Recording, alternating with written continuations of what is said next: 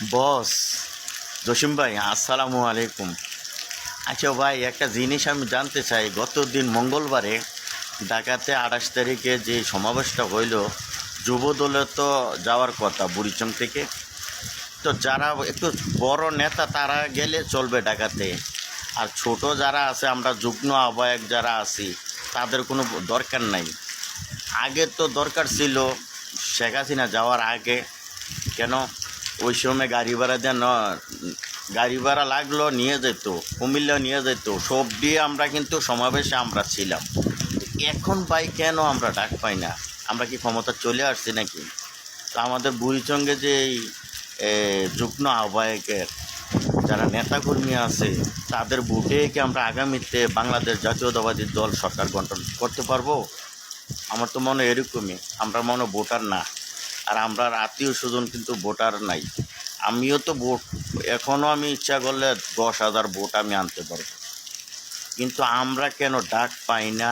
জসিম ভাই, আপনার কাছে আমার প্রশ্ন, তো এখন কেন আমাদের ডাকা নেয় নাই? গাড়ি ভাড়ার ডরে? আরে গাড়ি ভাড়া দরকার আমি দিতাম 50,000 টাকা, 1,00,000 টাকা আমি দিতাম। আমি আগেও দিয়েছি, এখনও দিই। কিন্তু আমাদের কেন যুগ্ম আহ্বায়ক যুব দলের ডাকাতে সমাবেশ হইল, আমরারে কেন ডাক দিল না? এবং কি আমরারে কেন ফোন দিল না? আগে তো আমরারে রাত্রে 12টার সময় ফোন দিত, অমুকখানেও সমাবেশ আছে, কারণ আমরা ক্ষমতা চলে আসি, বিএনপি আমরা ক্ষমতা চলে আসি। এত সহজ না তো ভাই।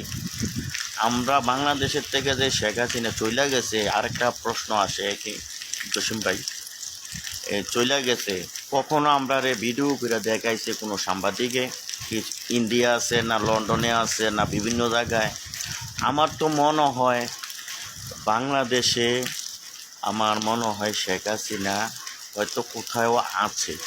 কারণ বাংলাদেশে যে আওয়ামী লীগের নেতাকর্মী যারা আছে, তারাও বাংলাদেশে কোথাও এখনও আছে।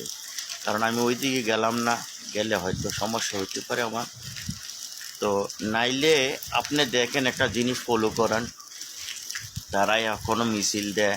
একটু যদি আমাদের ইনুচ্চার যদি এদিক সেদিক হইতে চায়, তারা কিন্তু বিভিন্ন জায়গায় ভাঙচুর আরম্ভ করে দেয়। তো ভাঙচুর আরম্ভ করলে এখান থেকে আপনি বুঝেন, আমার মনে হয় শেখ হাসিনা কিন্তু বাংলাদেশে আছে। তো আমরা এত ফালাইলে চলবে না, ঠিক নি ভাই? আমার কথাটি হয়তো খারাপ লাগতে পারে, তো ভালো থাকবেন। ওকে, আসসালামু আলাইকুম ওয়া রাহমাতুল্লাহ।